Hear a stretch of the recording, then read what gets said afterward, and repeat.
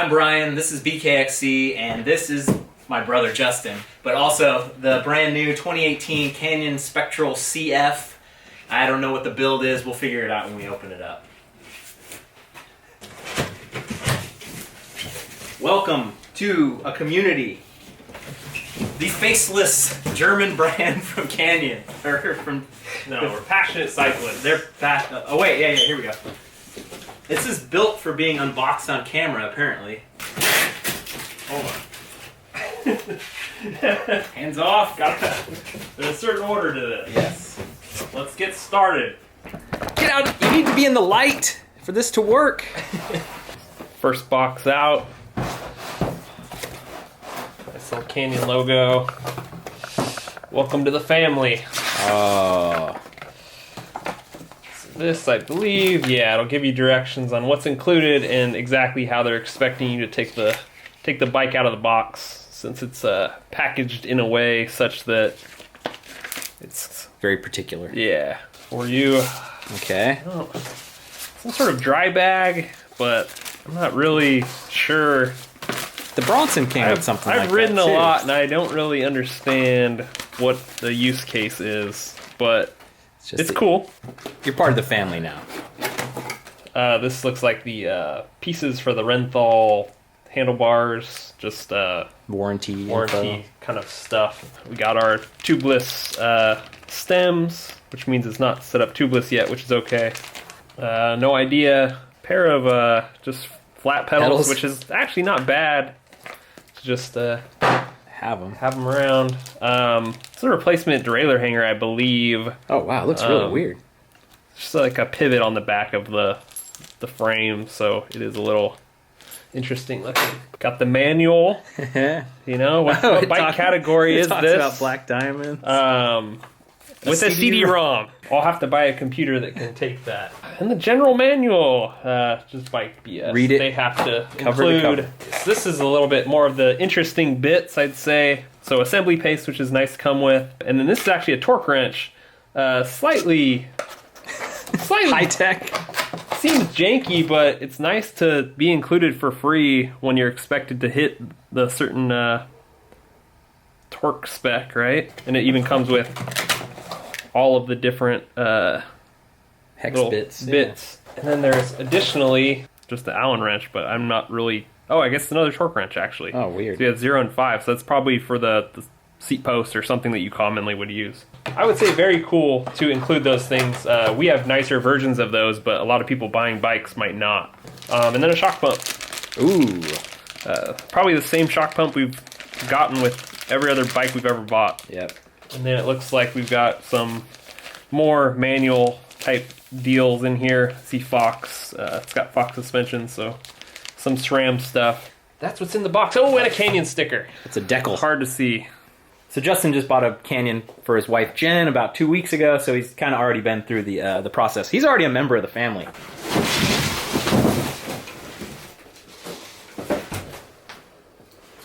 Blocking the camera! There it is. That gold color is pretty cool. I see a giant dork disc. So everything is held together by these nice Velcro little ties, which is great if you needed to actually box this thing back up and return it, say you got your size wrong or something. I was reading they allow unused bikes to be returned, I believe outright, within 30 days, and then used bikes within 30 days you can get store credit basically to swap it out for the correct size, or if you wanted a different kind of bike. So I should probably take a picture in case anything's wrong to be able to box it back up appropriately, to be honest. Alright, so let's get this seat post kind of out of the way. It actually looks like it is already hooked up, which is great. On the wife's bike, it was I had to still connect the cable, which it was a KS11. It was a complete pain in the ass. Alright. Yeah, I like the Velcro stuff. That's so much better than just random tape. So he ordered the bike on Wednesday. It came on Friday, kind of. There was a FedEx faux pas, so we had to actually go pick it up. Today's Saturday, but pretty quick shipping. Yeah, definitely. We're in California and they're in California, so there's no real need to order the 2-day shipping or anything like that. If you're within California, they'll come pretty fast. Got some DT Swiss carbon rims. To be honest, don't know what they are. XMC 1200. 30s. Also reflectors for safety. Yes. Be laying on the side of the trail in Rockville soon enough. He's got his seat up way too high. I think I got a system for getting this thing in. So what's happening is the integrated seat post clamp is just enough pushed out, the plastic that must keep it in place, just enough pushed out. This hits it.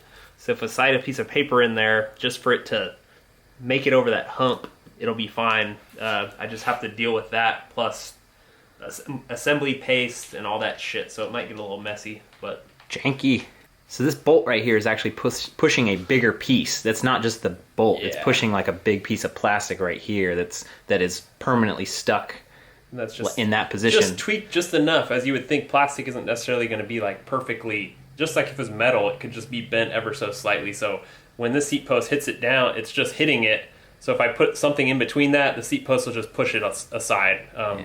Like a piece of paper. Tested it and it was fine. For you.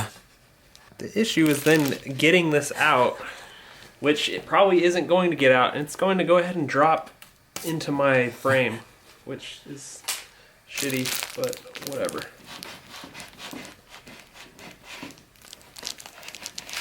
Alright. Is that the only place you put that paste? On the handlebars as well, the stem handlebars.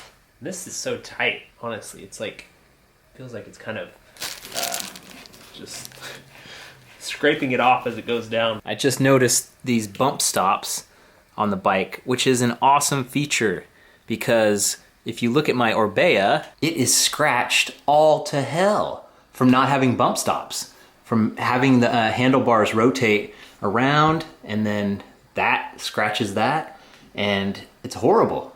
It's really like a bad design.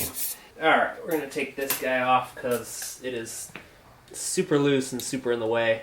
This makes it officially not road ready. Yeah. How about this one? That one we're leaving on. You had your bike for 7 years, I think. So it was time.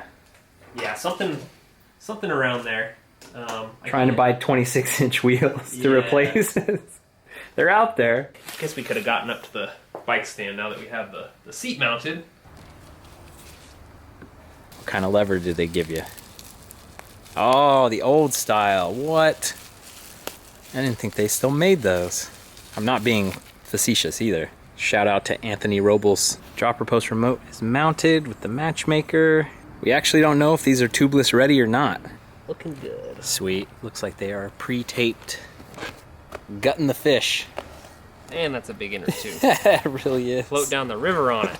These are 2.6 tires, front and rear. Love it.